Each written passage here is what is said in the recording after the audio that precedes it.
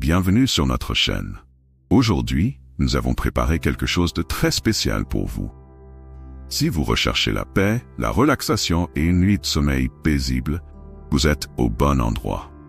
Dans cette vidéo, nous allons partager des versets bibliques soigneusement sélectionnés pour apaiser votre esprit, soulager le stress et apporter la sérénité à votre cœur. La parole de Dieu a le pouvoir de nous réconforter et de nous donner la paix dont nous avons tant besoin. En méditant sur ces versets, permettez à la présence divine d'envahir votre esprit, procurant un repos profond et réparateur. Trouvez un endroit confortable, respirez profondément et ouvrez votre cœur aux bénédictions que ces paroles sacrées apportent. Que la paix de Dieu, qui surpasse toute intelligence, garde vos cœurs et vos pensées tandis que vous vous préparez pour une nuit de sommeil béni.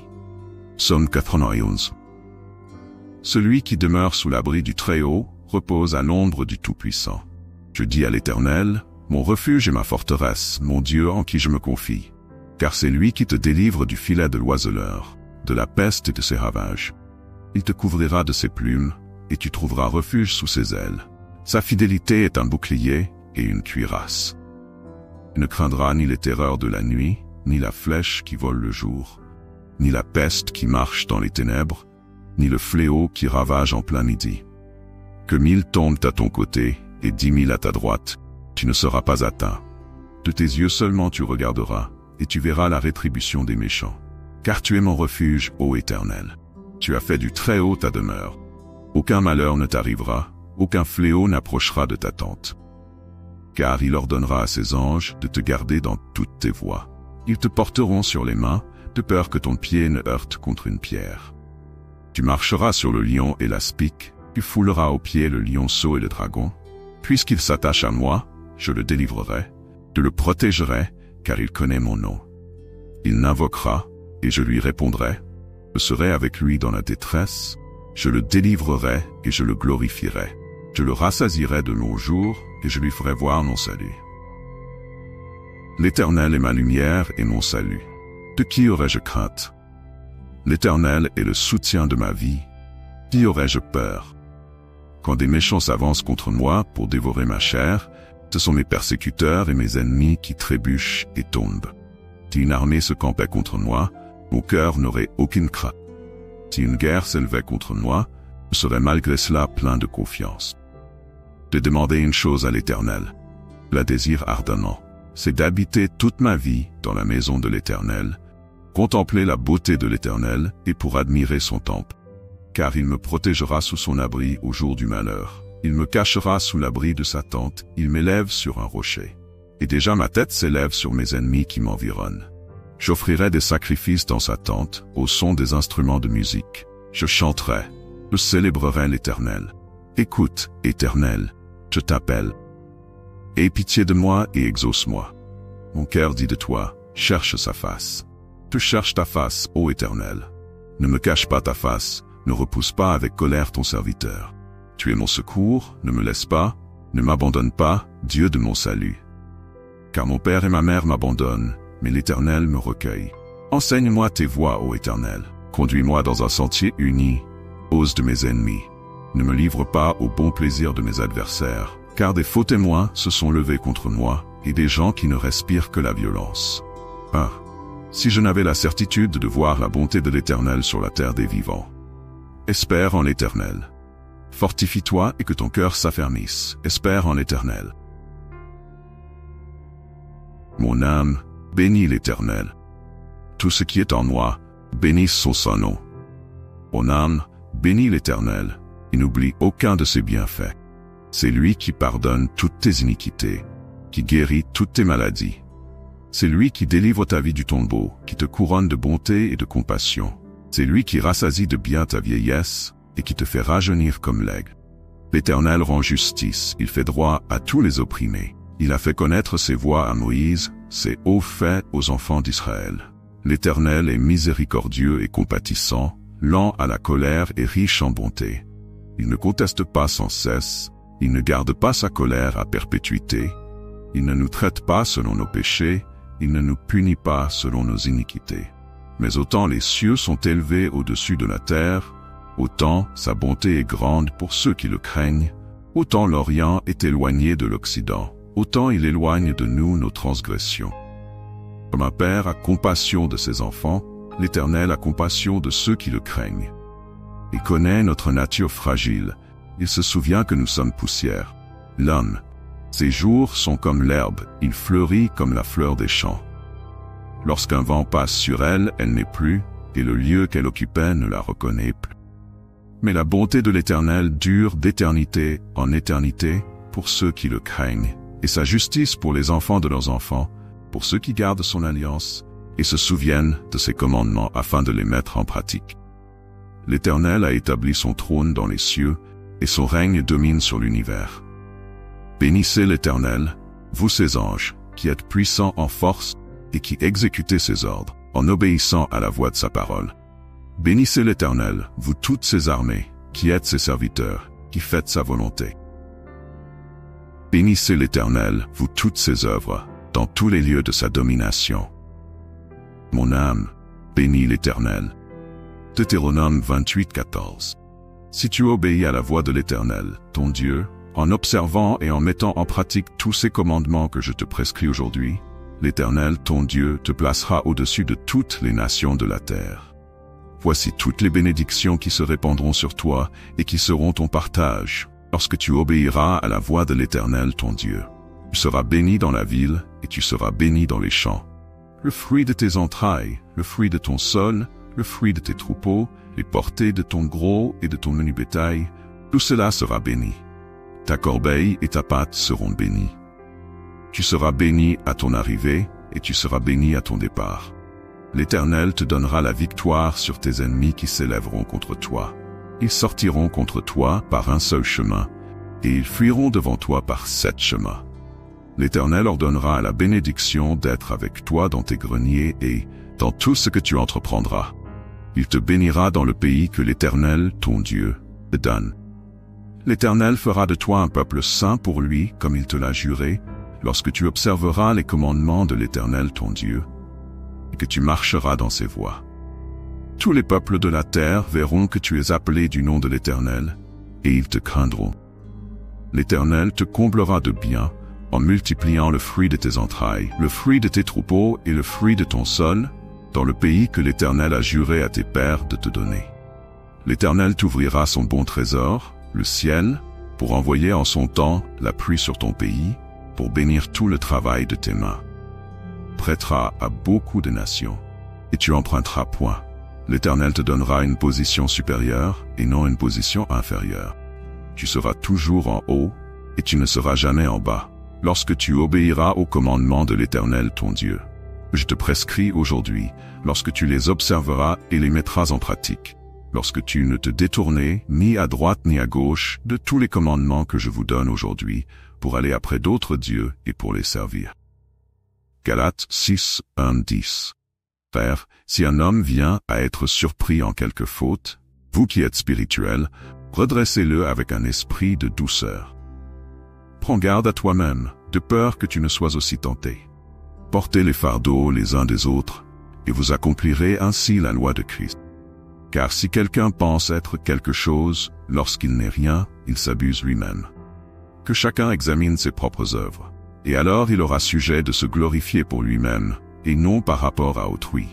Car chacun portera sa propre charge. Que celui à qui l'on enseigne la parole fasse participer à tous ses biens celui qui l'enseigne. Ne vous y trompez pas, on ne se moque pas de Dieu. Ce qu'un homme aura semé, il le moissonnera aussi. Celui qui sème pour sa chair, moissonnera de la chair la corruption. Mais celui qui sème pour l'esprit, moissonnera de l'esprit la vie éternelle. Ne nous lassons pas de faire le bien, car nous moissonnerons au temps convenable si nous ne nous relâchons pas.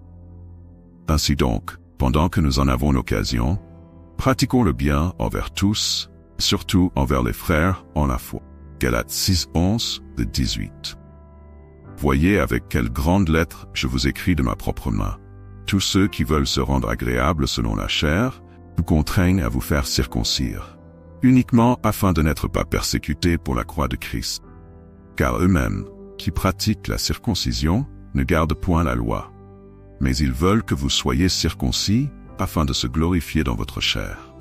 ce qui me concerne, loin de moi la pensée de me glorifier d'autre chose que de la croix de notre Seigneur Jésus-Christ, par qui le monde est crucifié pour moi, comme je le suis pour le monde. Car en Jésus-Christ, ni la circoncision, ni l'incirconcision n'a de valeur, mais la nouvelle créature. Paix et miséricorde sur tous ceux qui suivront cette règle, et sur l'Israël de Dieu.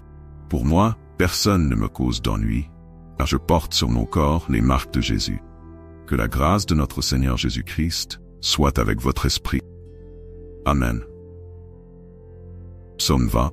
Que l'Éternel t'exauce au jour de la détresse, que le nom du Dieu de Jacob te protège, que du sanctuaire il t'envoie du secours, que de Sion il te soutienne, qu'il se souvienne de toutes tes offrandes et qu'il agrée tes holocaustes, qu'il te donne ce que ton cœur désire et qu'il accomplisse tous tes desseins. Nous nous réjouirons de ton salut, nous lèverons l'étendard au nom de notre Dieu, que l'Éternel accomplisse tous tes vœux. Je sais déjà que l'Éternel sauve son poing, il l'exaucera des cieux de sa sainte demeure, par le secours puissant de sa droite. Ceux-ci s'appuient sur leurs chars, ceux-là sur leurs chevaux. Nous invoquons le nom de l'Éternel notre Dieu. Eux, ils plient et ils tombent. Nous tenons debout et restons fermes. Éternel, sauve le roi, qui nous exauce quand nous l'invoquons. Matthieu 4, 1-11. Alors Jésus fut emmené par l'Esprit dans le désert, pour être tenté par le diable. Après avoir jeûné 40 jours et 40 nuits, il eut faim. Le tentateur, s'étant approché, lui dit, « Si tu es fils de Dieu, ordonne que ces pierres deviennent des pains. » Jésus répondit, « Il est écrit, l'homme ne vivra pas de pain seulement, mais de toute parole qui sort de la bouche de Dieu. » Le diable le transporta dans la sainte ville, le plaça sur le haut du temple et lui dit, « Si tu es fils de Dieu, jette-toi en bas, car il est écrit, il donnera des ordres à ses anges à ton sujet, et ils te porteront sur les mains, de peur que ton pied ne heurte contre une pierre. » Jésus lui dit, « Il est aussi écrit, tu ne tenteras point le Seigneur ton Dieu. » Le diable le transporta encore sur une montagne très élevée, lui montra tous les royaumes du monde et leur gloire, et lui dit, « Je te donnerai toutes ces choses, si tu te prosternes et si tu m'adores. » Alors Jésus lui dit, « Retire-toi, Satan, car il est écrit, tu adoreras le Seigneur ton Dieu, et tu le serviras à lui seul. » Alors le diable le laissa, et voici que des anges vinrent auprès de Jésus et le servaient. Proverbe 9. La sagesse a bâti sa maison, elle a taillé ses 7 colonnes. Elle a égorgé ses victimes, préparé son vin, couvert sa table. Elle a envoyé ses servantes, elle crie sur le sommet des hauteurs de la ville, que celui qui est stupide entre ici. Elle dit à ceux qui sont dépourvus de sens, venez, mangez de mon pain, et buvez du vin que j'ai préparé. Quittez la stupidité, et vous vivrez. Marchez dans la voie de l'intelligence. Celui qui reprend le moqueur s'attire le mépris, et celui qui corrige le méchant reçoit un outrage. Ne reprends pas le moqueur, crainte qu'il ne te haïsse, prends le sage, et il t'aimera. Donne au sage, et il deviendra plus sage. Instruis le juste, et il augmentera son savoir. Le commencement de la sagesse, c'est la crainte de l'Éternel, et la connaissance du saint, c'est l'intelligence. Car par mois tes jours se multiplieront, et des années seront ajoutées à ta vie. Si tu es sage, tu seras sage pour toi. Tu es moqueur, tu en porteras seul la peine. La folie est une femme bruyante, stupide et ne sachant rien. Elle s'assied à l'entrée de sa maison, sur un siège dans les lieux élevés de la ville, pour crier aux passants, vont droit leur chemin. Que celui qui est stupide entre ici.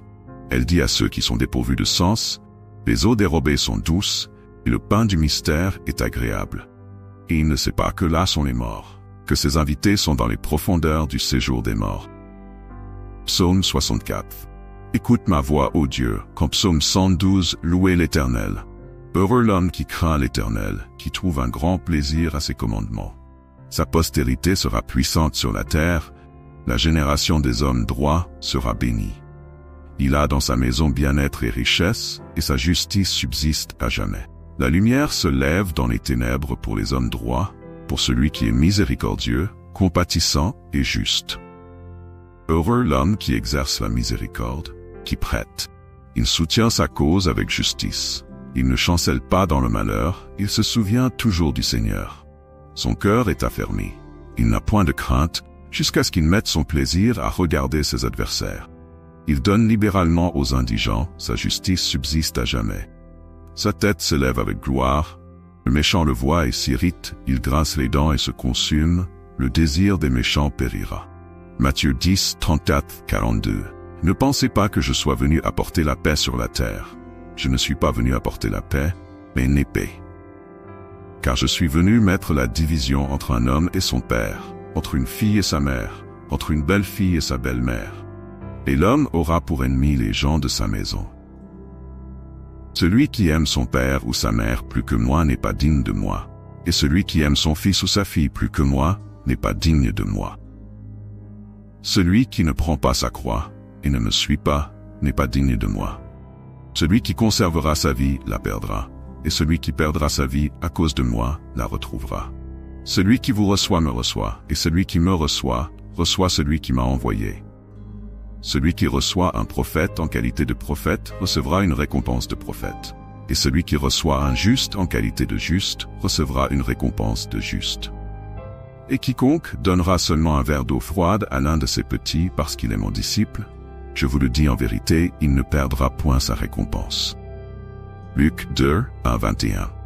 En ce temps-là parut un édit de César Auguste ordonnant un recensement de toute la terre. Ce premier recensement eut lieu pendant que Quirinius était gouverneur de Syrie. Tous allaient se faire inscrire, chacun dans sa ville.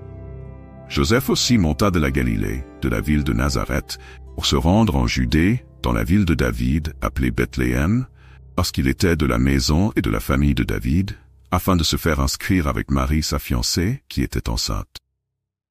Pendant qu'ils étaient là, le temps où Marie devait accoucher s'accomplit. Elle enfanta son fils premier-né, et elle l'emmaillota, et le coucha dans une crèche, parce qu'il n'y avait pas de place pour eux dans l'hôtellerie.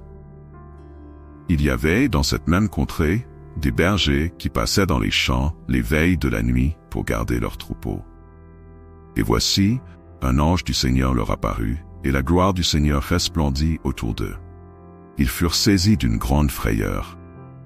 Mais l'ange leur dit, « Ne craignez point, car je vous annonce une bonne nouvelle, qui sera pour tout le peuple le sujet d'une grande joie. Et qu'aujourd'hui, dans la ville de David, il vous est né un sauveur, qui est le Christ, le Seigneur. Et voici à quel signe vous le reconnaîtrez.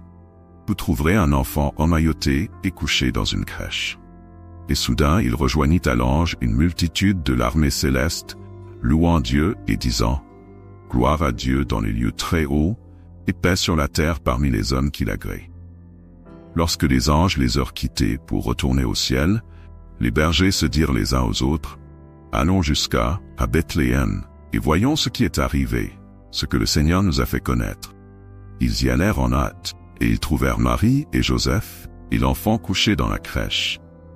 Après l'avoir vu, ils racontèrent ce qui leur avait été dit au sujet de ce petit enfant. Tous ceux qui les entendirent furent dans l'étonnement de ce que leur disaient les bergers. Marie gardait toutes ces choses et les repassait dans son cœur.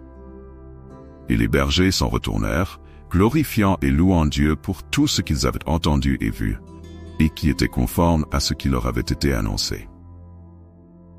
Le 8e jour, auquel l'enfant devait être circoncis, étant arrivé, on lui donna le nom de Jésus, nom qu'avait indiqué l'ange avant qu'il fût conçu dans le sein de sa mère.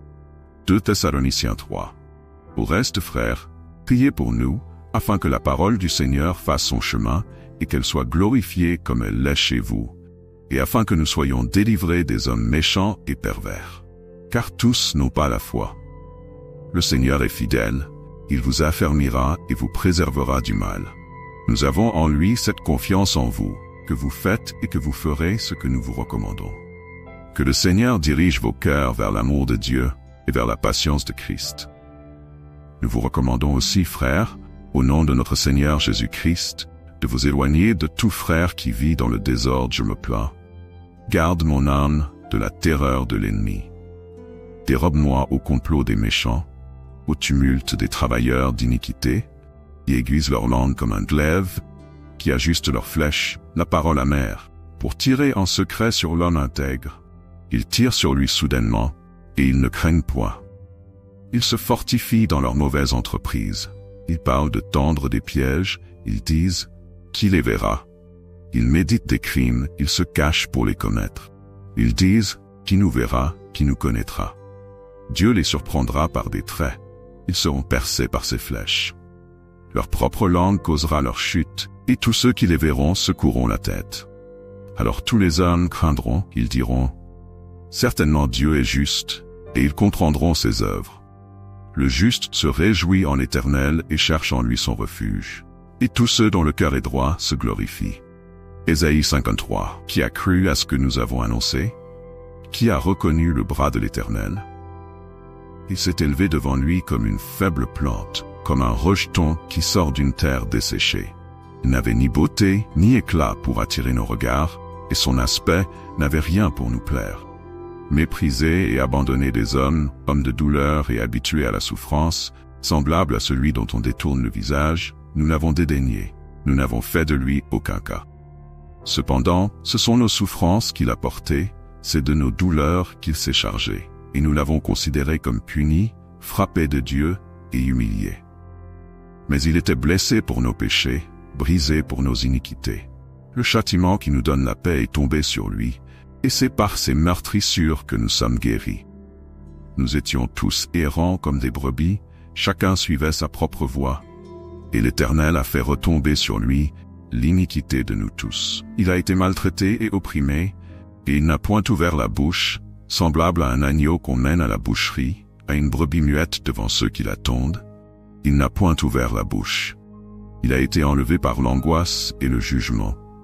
Et parmi ceux de sa génération, qui a cru qu'il était retranché de la terre des vivants, et frappé pour les péchés de mon peuple, on lui avait assigné sa tombe avec les méchants, son tombeau avec le riche, quoiqu'il n'eût point commis de violence, et qu'il n'y eût point de fraude dans sa bouche.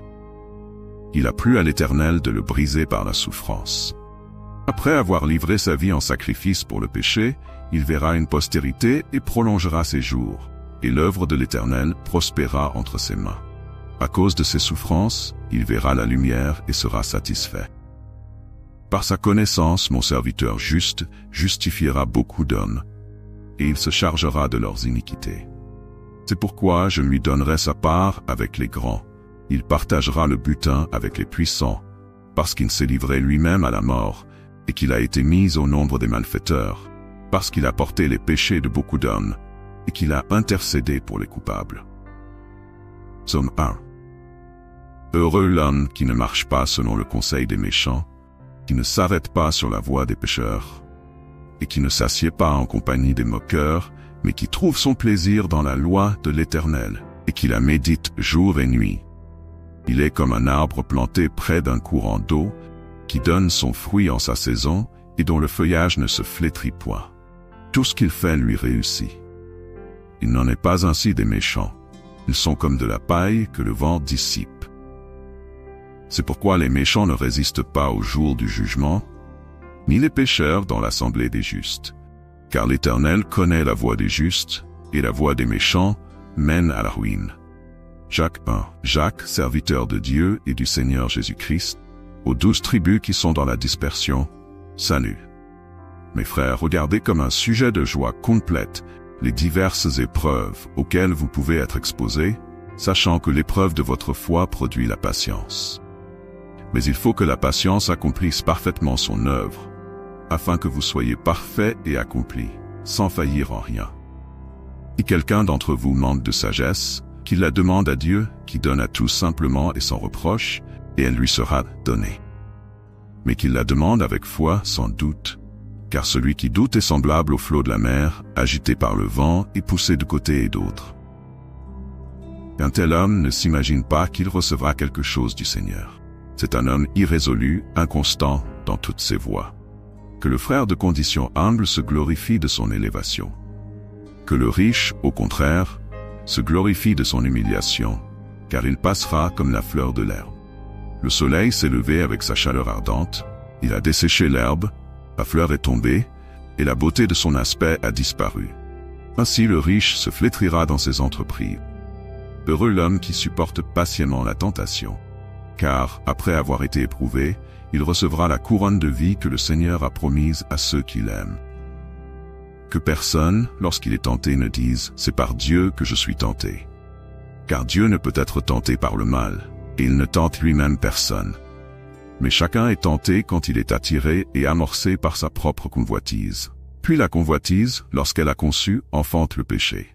Et le péché, étant consommé, produit la mort. Ne vous y trompez pas, mes frères bien-aimés. Toute grâce excellente et tout don parfait descendent d'en haut, Père des Lumières, chez lequel il n'y a ni changement ni ombre de variation. C'est lui qui nous a engendrés selon sa volonté, par la parole de vérité, afin que nous soyons en quelque sorte les prémices de ses créatures. Sachez-le, mes frères bien-aimés, que tout homme soit prompt à écouter, lent à parler, lent à se mettre en colère, car la colère de l'homme n'accomplit pas la justice de Dieu. C'est pourquoi, rejetant toute souillure et tout excès de malice, recevez avec douceur la parole qui a été plantée en vous, qui peut sauver vos âmes. Mettez en pratique la parole, et ne vous bornez pas à l'écouter, en vous trompant vous-même par de faux raisonnements. Car, si quelqu'un écoute la parole et ne la met pas en pratique, il est semblable à un homme qui regarde dans un miroir son visage naturel, et qui, après s'être regardé, s'en va et oublie aussitôt quel il était.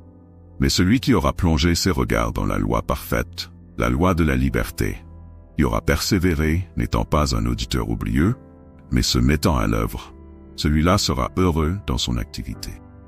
Si quelqu'un pense être religieux, sans tenir sa langue en bride, mais en trompant son cœur, la religion de cet homme est vaine.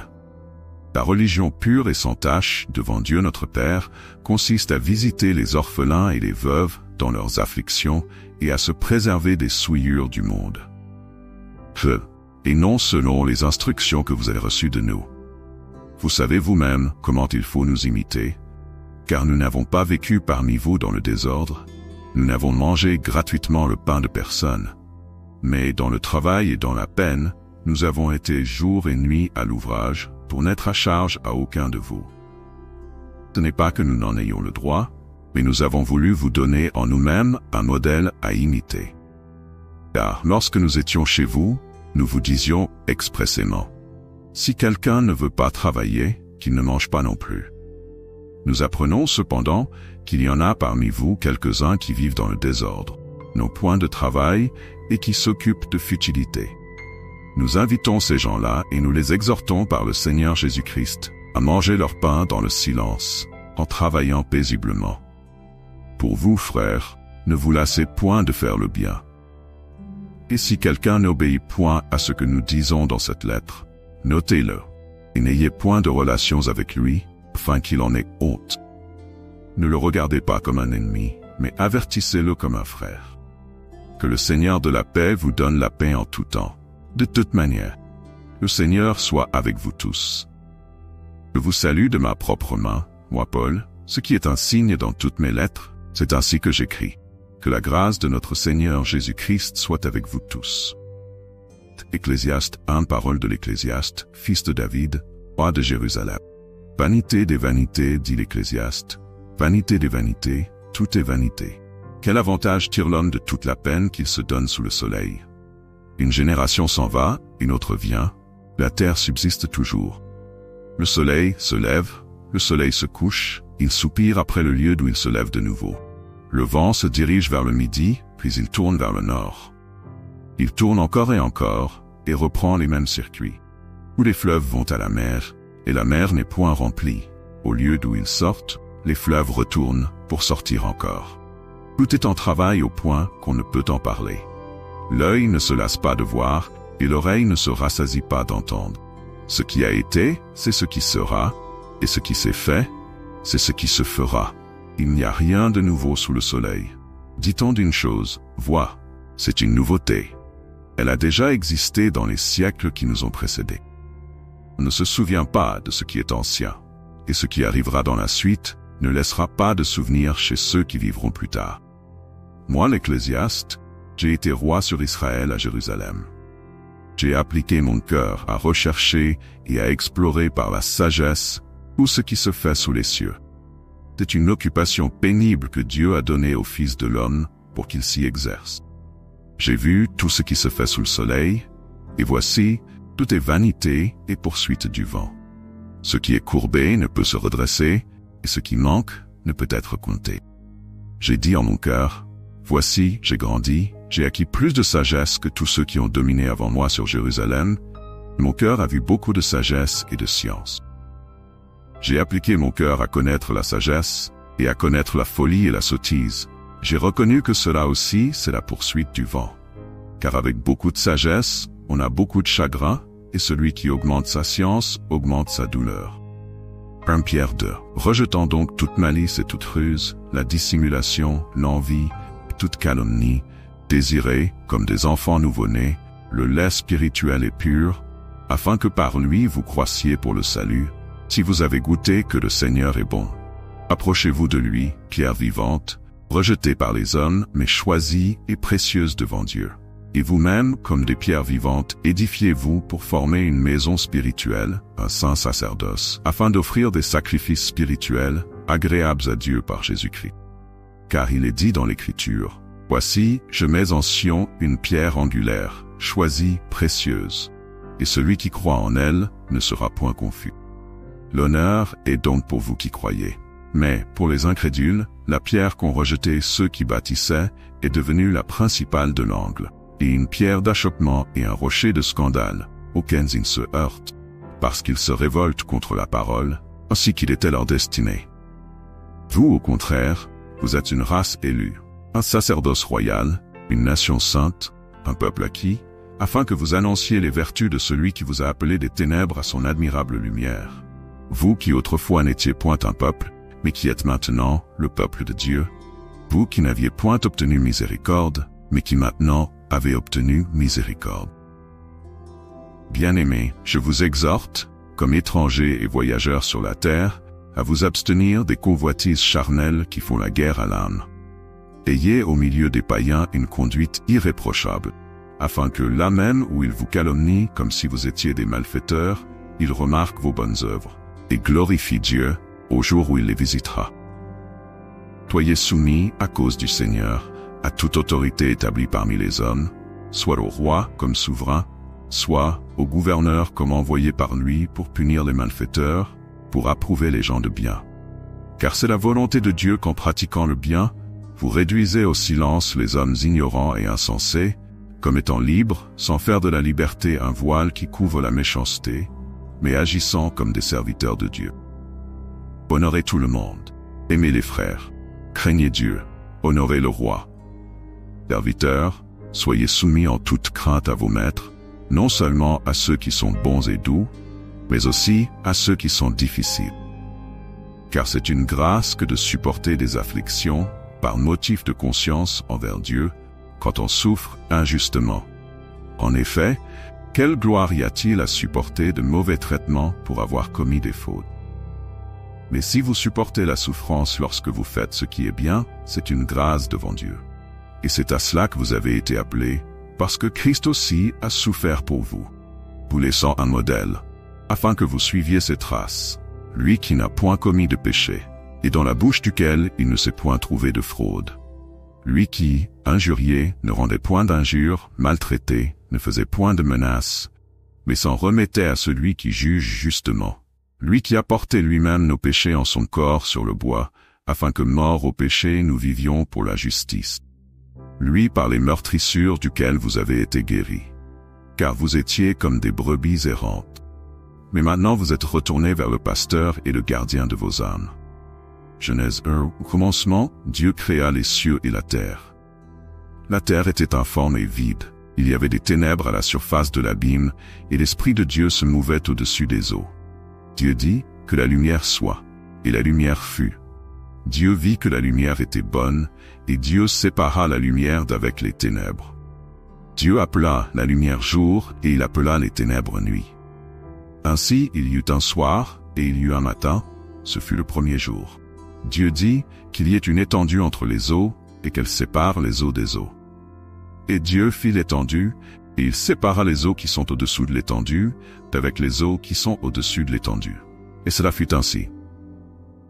Dieu appela l'étendue du ciel. Ainsi il y eut un soir, ce fut le second jour. Dieu dit que les eaux qui sont au-dessous du ciel se rassemblent en un seul lieu, et que le sec paraisse. Et cela fut ainsi. Dieu appela le sec terre, et il appela l'amas des Omev. Dieu vit que cela était bon. Dieu dit que la terre produise de la verdure, de l'herbe portant de la semence, des arbres fruitiers donnant du fruit selon leur espèce, et ayant en eux leur semence sur la terre. Et cela fut ainsi. La terre produit de la verdure, de l'herbe portant de la semence selon leur espèce, et des arbres donnant du fruit et ayant en eux leur semence selon leur espèce. Dieu vit que cela était bon. Ainsi il y eut un soir, et il y eut un matin, ce fut le 3e jour. Dieu dit qu'il y ait des luminaires dans l'étendue du ciel pour séparer le jour d'avec la nuit, que ce soit des signes pour marquer les époques, les jours et les années, et qu'ils servent de luminaires dans l'étendue du ciel pour éclairer la terre. Et cela fut ainsi. Dieu fit les 2 grands luminaires, le plus grand luminaire pour présider au jour, et le plus petit luminaire pour présider à la nuit. Il fit aussi les étoiles. Dieu les plaça dans l'étendue du ciel pour éclairer la terre, présider au jour et à la nuit, pour séparer la lumière d'avec les ténèbres. Dieu vit que cela était bon. Ainsi, il y eut un soir, et il y eut un matin, ce fut le 4e jour. Dieu dit que les eaux produisent en abondance des animaux vivants, et que des oiseaux volent sur la terre vers l'étendue du ciel. Dieu créa les grands poissons et tous les animaux vivants qui se meuvent, et que les eaux produisirent en abondance selon leur espèce. Il créa aussi tout oiseau ailé selon son espèce. Dieu vit que cela était bon.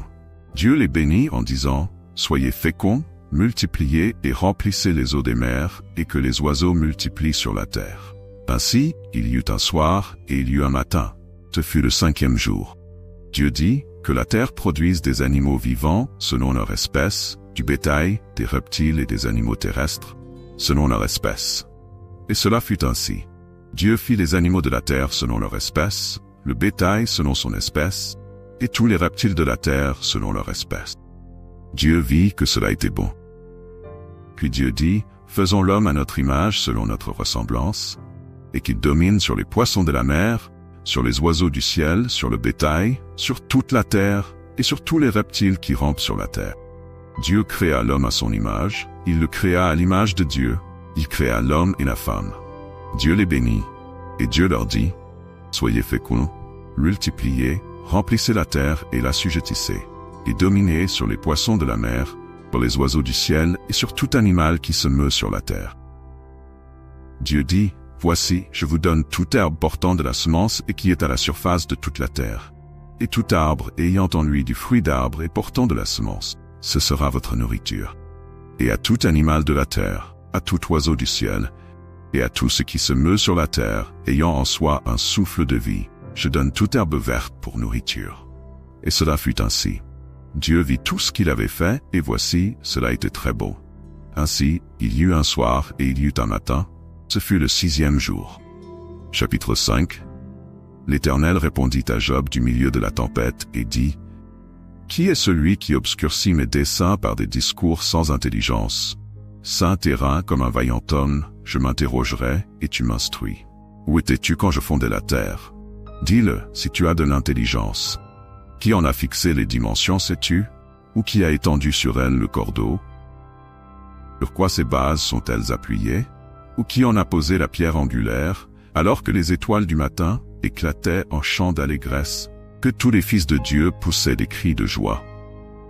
Qui a fermé la mer derrière des portes, quand elle s'élança du sein maternel? C'est moi qui l'ai enveloppée de nuages. C'est moi qui l'ai drapée de ténèbres. J'ai marqué pour elle une limite. J'ai mis une barrière et des portes. J'ai dit, tu viendras jusqu'ici, tu n'iras pas au-delà. Ici s'arrêtera l'orgueil de tes flots. As-tu jamais, dans ta vie, donné des ordres au matin? As-tu montré sa place à l'aurore pour qu'elle saisisse les extrémités de la terre, que les méchants en soient chassés comme la poussière? La terre prend une forme comme l'argile sous le sceau, et tout s'y dessine comme sur un vêtement. La lumière des méchants leur est refusée, et le bras qui se lève est brisé. As-tu pénétré jusqu'aux sources de la mer? As-tu parcouru les profondeurs de l'abîme? Les portes de la mort t'ont-elles été ouvertes? As-tu vu les portes de l'ombre de la mort? As-tu embrassé du regard l'étendue de la terre? Parle, si tu connais toutes ces choses, où est le chemin qui conduit au séjour de la lumière? Et les ténèbres, où ont-elles leur demeure? Sais-tu quand elles doivent éclore? Et connais-tu le nombre de tes jours pour que tu saches cela?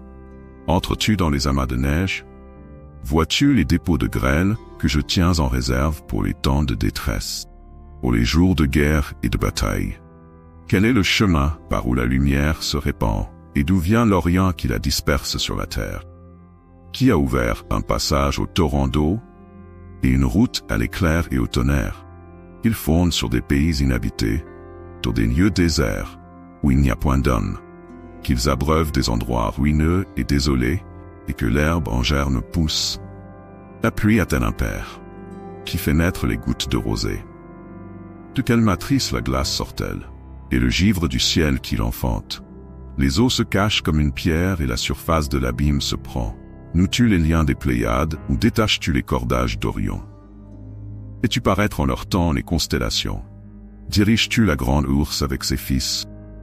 Connais-tu les lois du ciel? Établis-tu sa domination sur la terre? Élèves-tu ta voix jusqu'aux nuées pour que des torrents d'eau te répondent? Lances-tu la foudre et par elle, tel, nous voici? Qui a mis la sagesse dans le cœur de l'homme? Qui a donné l'intelligence à l'esprit? Qui peut, par son intelligence, compter les nuages? Qui incline les outres du ciel lorsque la poussière se durcit en masse et que les mottes de terre se collent ensemble? Connais-tu le temps où les bouquetins sauvages mettent bas? Observes-tu les biches pendant leur mise bas? Comptes-tu les mois qu'elles passent dans cet état, et sais-tu le moment où elles enfantent? Elles se baissent, elles laissent échapper leurs petits, elles sont délivrées de leur douleur. Leurs petits prennent de la vigueur, ils grandissent en plein air, ils partent, et ne reviennent plus auprès d'elles. Qui mettent en liberté l'âne sauvage, et qui délient les liens de l'onagre, à qui j'ai fait du désert sa maison, et des lieux salés sa demeure. Il se rit du tumulte des villes, il n'entend pas les cris du conducteur. Il parcourt les montagnes, sa pâture, et il est à la recherche de tout ce qui est vert. Le buffle veut-il être à ton service? Passe-t-il la nuit près de ta crèche? L'attaches-tu par un lien pour qu'il trace un sillon? Va-t-il après toi briser les mottes des vallées? Te confies-tu à lui parce que sa force est grande? Lui abandonnes-tu le soin de tes travaux? Te fies-tu à lui pour la rentrée de tes semailles, pour qu'il amasse le blé dans ton aire? L'aile de l'autruche bat joyeusement. Est-ce la plume et le plumage de la cigogne? Car elle abandonne ses œufs à la terre et les fait chauffer sur la poussière. Elle oublie qu'un pied peut les écraser, qu'une bête des champs peut les fouler. Elle est dure pour ses petits, comme s'il n'était point à elle. Son travail est vain, il n'en a point souci, car Dieu lui a refusé la sagesse. Il ne lui a point donné l'intelligence en partage. Au moment où elle se lève et prend sa course, elle se rit du cheval et de celui qui le monte. Le cheval a-t-il la force par tes ordres? Est-ce ton souffle qui anime ses naseaux? Fais-tu rugir le lion comme le fait Dieu? Le creuses-tu de pièges? Terrifies-tu ta fierté par tes cris? L'aigle s'élève-t-il à ta voix? Choisit-il son nid dans les hauteurs? Il habite et fait sa demeure sur la roche, sur la cime escarpée et dans les lieux inaccessibles. De là, il épie sa proie, ses regards la découvrent de loin, ses petits boivent le sang, et là où sont des cadavres, l'aigle se trouve. Cher Dieu, en ce moment de quiétude, nous te demandons ta présence sereine et accueillante. Ta paix enveloppe tous ceux qui sont ici, apportant tranquillité à leur cœur et à leurs esprits. Que chacun de nous puisse laisser de côté les préoccupations de la journée, en ayant confiance que tout est sous ta bienveillante protection. Bénis-nous avec un sommeil profond et réparateur. Que nous puissions relâcher toute tension et anxiété, trouvant réconfort et repos dans tes bras. Envoie tes anges pour veiller sur notre sommeil, nous protégeant et nous guidant vers un nouveau jour, plein d'espoir et de renouveau. Que ta lumière nous entoure et nous donne l'assurance que nous sommes toujours en sécurité et aimés. Que nous puissions nous réveiller revitalisés, prêts à affronter les défis avec courage et sérénité.